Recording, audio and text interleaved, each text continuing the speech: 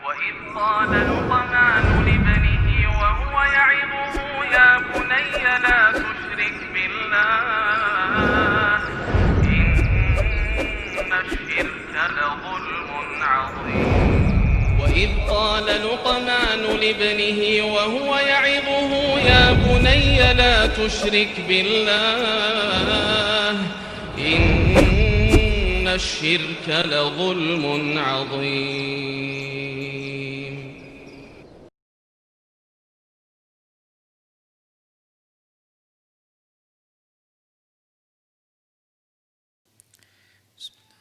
Assalamualaikum warahmatullahi wabarakatuh. Innal hamdalillah nahmaduhu wa nasta'inuhu wa nastaghfiruh wa na'udzu billahi min syururi anfusina wa sayyiati a'malina may yahdihillahu fahuwal muhtad wa may yudlil falan tajida lahu waliyyan mursyida. Asyhadu an la ilaha illallah wahdahu la syarika lah wa asyhadu anna Muhammadan abduhu wa rasuluh alladzi la nabiyya ba'dah.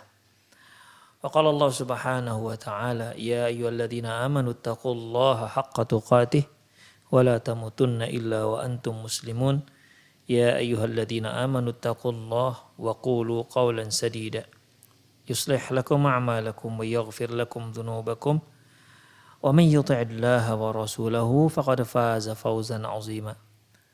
Ya ayyuhan nasu taqu rabbakum alladzi khalaqakum min nafsin wahidah wa khalaqa minha zawjaha wa batha minhuma rijalan katsiran wa nisaa'a wattaqullaha alladzi tasaaluna bihi wal arham innallaha kana 'alaikum raqiba. Amma ba'du, inna astaqal hadithi kitabullah wa khairal hadi hadi Muhammad sallallahu alaihi wasallam wa syarrul umur muhdatsatuha wa kullu muhdatsatin bid'ah wa kullu bid'atin dhalalah wa kullu dhalalatin finnar. Para pemirsa rahimani Allah wa iyyakum, para pendengar dimanapun Anda berada, alhamdulillah kita kembali bersua di program acara Fatwa Seputar Anak. Hari ini insyaallah kita akan membahas soal hukum membedah perut ibu yang sudah meninggal untuk mengeluarkan janinnya yang masih hidup. Pertanyaannya yaitu hal yajuzu syaqqu batnil mayit li ikhraji hamli al-hayy? Bolehkah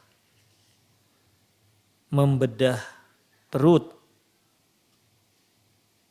seorang ibu yang sudah meninggal demi mengeluarkan janinnya yang masih hidup? Jawabnya yajuzu lil maslahati, boleh untuk suatu maslahat, wa adamul mafsadah, dan tidak ada mafsadah yaitu kerusakan, wa dzalika la yu'addu muthlah, yang demikian itu tidak termasuk muthlah. Muthlah itu merusak mayit. Ikhwah, Rasulullah sallallahu alaihi wasallam pernah melarang melakukan muthlah, yaitu kalau bahasa kita mutilasi mayit, yaitu merusak jenazah si mayit.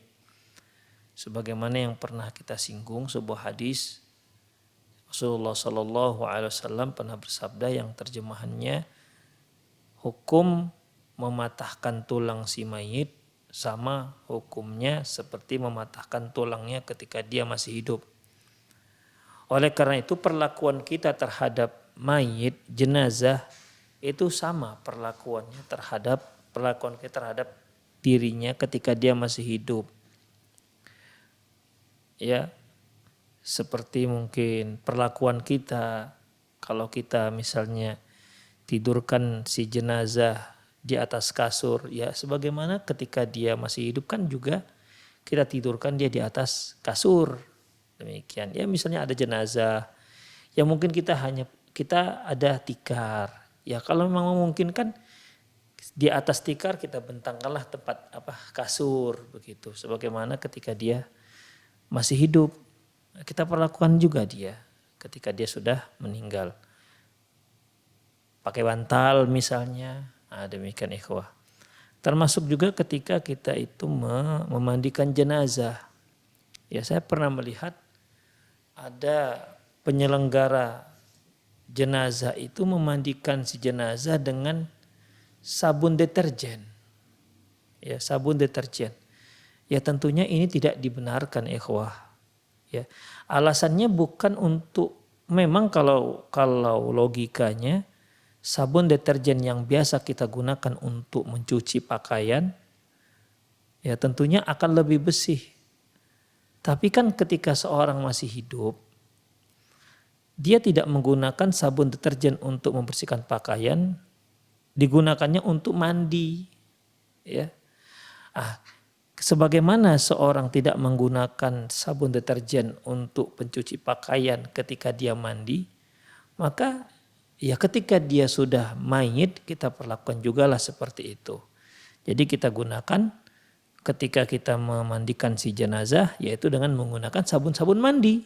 Ya, sabun-sabun mandi. Demikian ikhwah.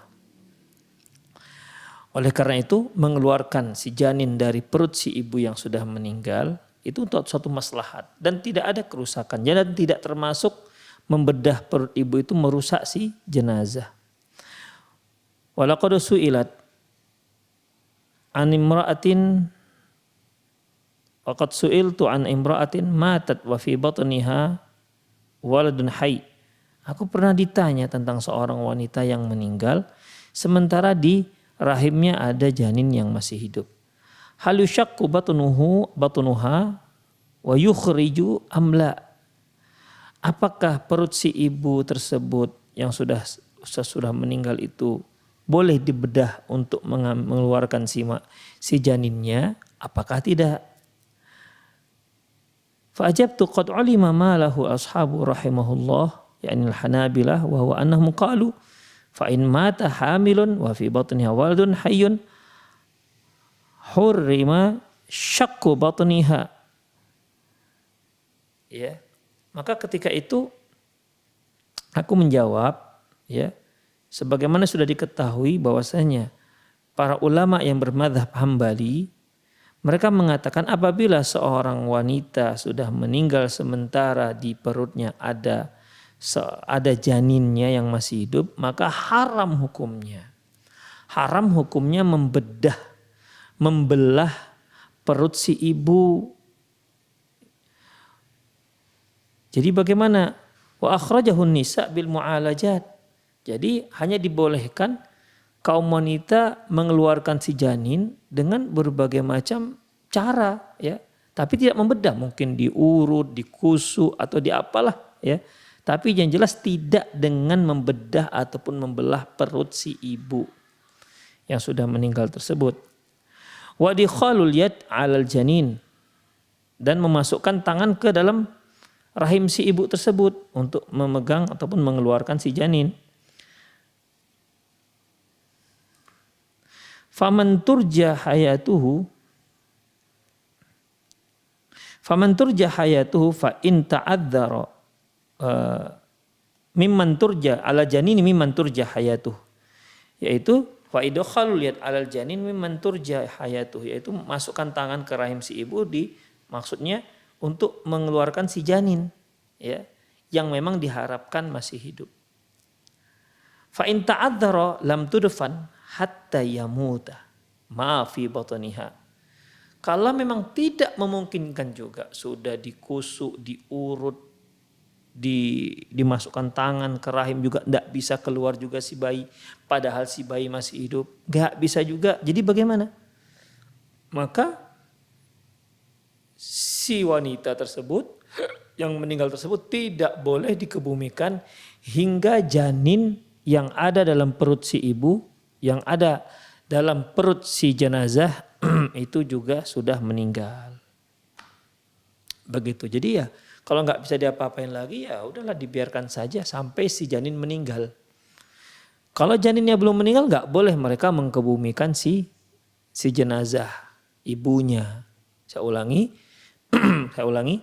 Ya pendapat sebagian para ulama Hambali bahwasanya jika ada seorang wanita yang hamil dan si wanita tersebut meninggal sementara janinnya masih hidup, maka tidak boleh membedah ataupun membelah perut si ibu untuk mengeluarkan si janin yang masih hidup. Jadi bagaimana?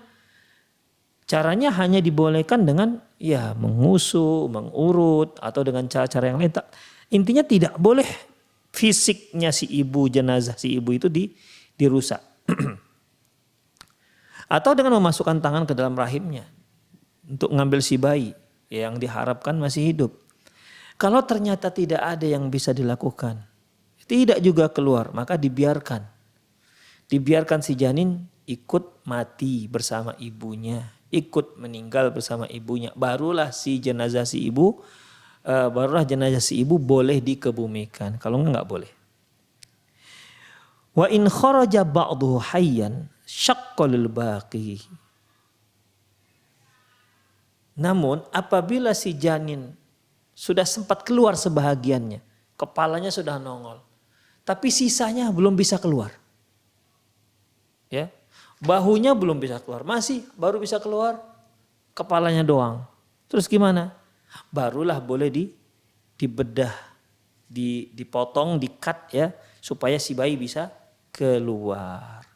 Begitulah ikhwafiddin. Hadza kalam fuqaha. Bina'an ala anna dzalika muthlah bil mayyit wal aslu tahrim. Wa aslu tahrimul tamtsil bil mayyit. Itulah pendapat para ulama Hanabilah dulu, ya. Pendapat para ulama Hanabilah dulu. Dasarnya apa? Dasarnya haramnya melakukan mutilasi ataupun membelah ataupun merusak jenazah, ya jasad si jenazah, ya, karena pada dasarnya merusak fisik ataupun jasad jenazah itu hukumnya haram. Itulah dasar mereka, ikhwah.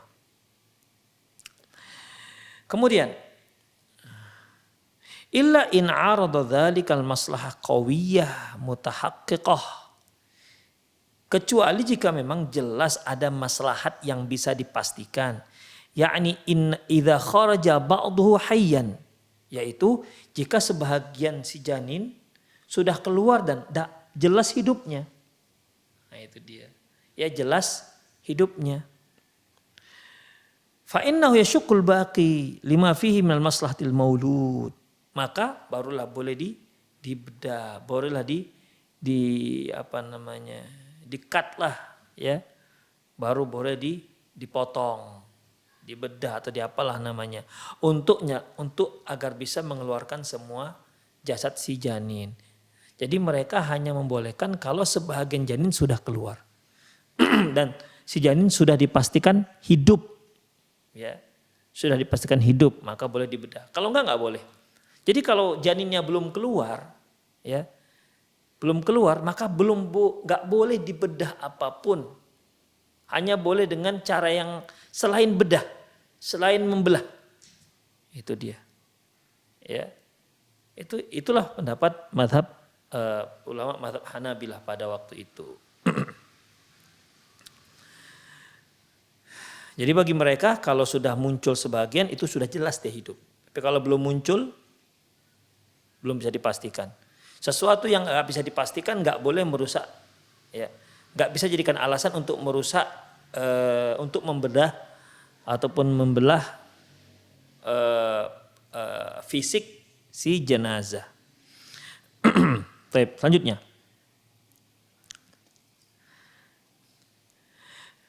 Lakin fi hadhil awqat al-akhirah hina taraqqaf fannul jirahah sara syaqqul batn aw syai'un minal badan la yu'addu muthlah. Fatwa yang ini itu di saat waktu itu memang ilmu bedah itu masih terkebelakang. Sekarang ini itu sudah sangat maju ilmu bedah. Hanya ada spesialis bedah saraf, bedah umum dan lain-lainnya. Ya. Bedah torak dan lain-lainnya. Sekarang itu ilmu bedah itu sudah sangat maju. Ya. Sangat maju. Sehingga membedah perut seseorang itu bukanlah satu hal yang merusak. Ya.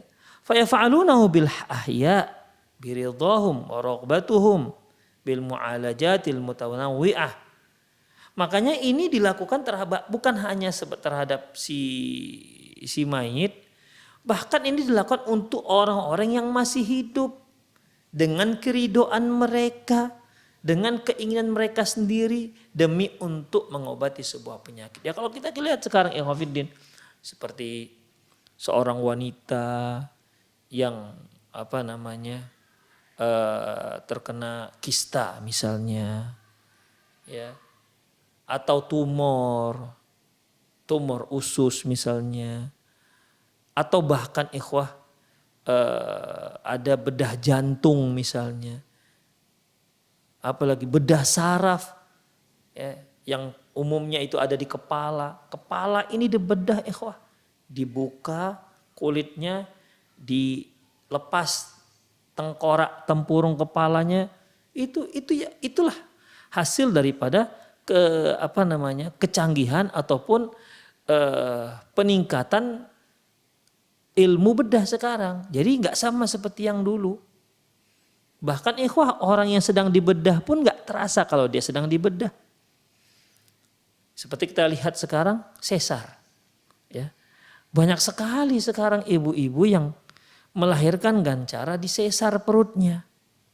Ketika dia disesar, ketika perutnya dibedah berapa lapis itu, kulit luar, kulit dalam, kemudian lagi kantung rahimnya dibedah berapa lapis itu ya. Si ibu yang sedang dibedah, sedang disesar perutnya untuk mengeluarkan si janin, nggak merasa apa-apa. Di saat itu, itulah ya, itulah kenyataannya sekarang. Dengan adanya ilmu anestesi bisa tanpa dirasa. Ya, jadi sekarang ini pembedahan itu bukanlah sebuah perusakan. Ya, bahkan setelah dibedah dia bisa ditautkan kembali dengan cara dijahit. Itulah rahimani Allah wa iyyakum. Jadi nggak sama seperti dahulu. Jadi fayaghlib ala dhanni annal fuqaha law syahidu hadzal hal, dan kemungkinan besar para fuqaha dahulu kalau mereka menyaksikan, ya, perkembangan ilmu bedah sekarang, ya, niscaya mereka tidak akan mengeluarkan fatwa seperti itu. Ya. La syahidu hadzal hal la hakamu bi jawazi syaqqil batnil hamil bil maulud hayy wa ikhrajuhu. Kalau mereka menyaksikan bagaimana perkembangan ilmu bedah sekarang, niscaya mereka akan mengatakan, akan menfatwakan bolehnya membedah perut wanita, ibu jenazah yang hamil demi untuk mengeluarkan si janin yang masih hidup. Wa khususan idzan tahal hamlu wa ulima aw ghaliba ala dhanni aw ghalaba ala dhanni as-salamatul maulud. Apalagi kalau jelas diketahui bahwasanya si janin itu selamat, si janin itu sehat. Wa ta'liluhum bimutlah yadullu ala hadza. Kemudian mengapa mereka tidak membolehkan karena alasannya apa tadi? Merusak si mayit. Padahal sekarang tidak akan ada yang dirusak. Ya, sekarang orang mengetahui si mayit itu, si janin itu hidup apa, sudah ditukar roh apakah tidak. Sekarang sudah bisa ya. Bahkan dengan usia janin yang berusia 2 bulan itu mereka sudah bisa mendeteksi detak jantung si janin. Begitulah hebatnya alat sekarang, USG, ya. Itulah, apalagi sekarang ada USG yang 3 dimensi, full color. Itulah kenyataannya begitu ikhwatiddin. Jadi untuk menentukan si janin itu masih hidup atau tidak, itu tak perlu dia keluar dahulu. Ya. Tidak perlu janin harus keluar dahulu dari rahim si ibu. Semasa dia masih di rahim saja, sekarang ilmu kedokteran, kemajuan kedokteran sekarang sudah mengetahui si janin hidup apa tidak. Demikian. Bahkan tadinya janinnya sehat, kemudian tiba-tiba tak sehat, itu pun bisa dideteksi oleh kedokteran sekarang, terutama yang spesialis obgyn. Itulah kenyataannya ikhwah. Makanya penulis mengatakan seandainya mereka mengetahui bagaimana kemajuan ilmu kedokteran sekarang, ilmu bedah sekarang, niscaya mereka tidak akan berhukum nggak boleh. Ya.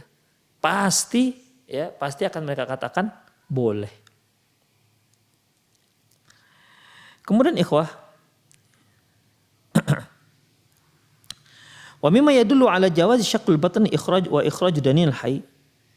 Di antara bukti bolehnya membedah perut jenazah ibu yang sudah meninggal dan mengeluarkan janinnya yang masih hidup, annahu idza ta'arad al-masalih wal mafasid quddima a'lal maslahataini wartakaba ahwanul mafsadataini. Apabila kita dihadapkan maslahat dan mafsadat, maka kalau dihadapkan dua maslahat, maka kita harus kedepankan maslahat yang lebih besar.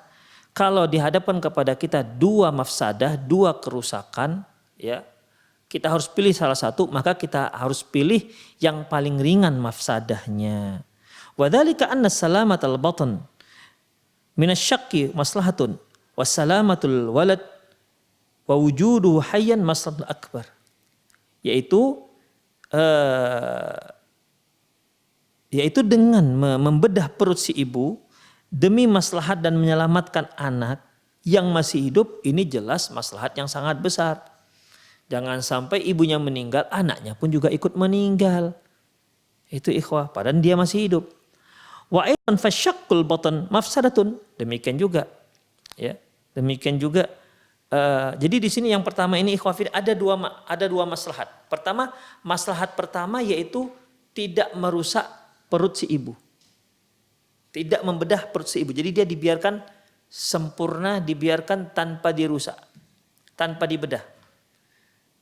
Maslahat kedua yaitu menyelamatkan nyawa si janin. Mana maslahat yang lebih besar? Mana maslahat yang lebih besar? Menyelamatkan nyawa si janin tapi harus membedah perut si ibu, atau menjaga perut si ibu nggak dibedah tapi janin meninggal? Mana yang lebih besar maslahatnya? Ya semua kita akan berpikir pastilah lebih besar maslahatnya untuk menyelamatkan nyawa si janin. Dia harus dikeluarkan dari perut si ibu walaupun harus membedah. Membedah, ya, maslahat membiarkan perut si ibu utuh itu tidaklah, itu maslahat tapi jauh lebih kecil ketimbang menyelamatkan nyawa si janin. Kalau dianggap ini sebuah mafsadah, fasyaqqul batn mafsadah, memang membedah perut seorang ibu, perut si mayit tersebut itu sebuah mafsadah. Wa tarkul maulul hayy yahtaniqu fi batniha hatta mautahu mafsad akbar. Membedah perut si ibu itu mafsadat.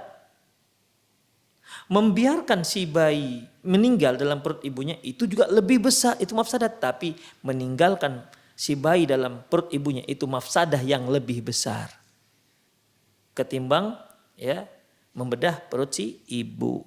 Itulah ikhwah. Fasara syaqq ahwan al-mafsadataini summa. Dengan demikian bahwasanya membedah perut si ibu itu lebih sedikit, lebih ringan mafsadahnya ketimbang kematian si janin. Summa na'udu fa naqul. Kemudian kita kembali dan kita mengatakan asyaqqu fi hadhil awqat sara la yu'tabaru nas muthlah wala mafsadah. Sekarang ini membedah perut jenazah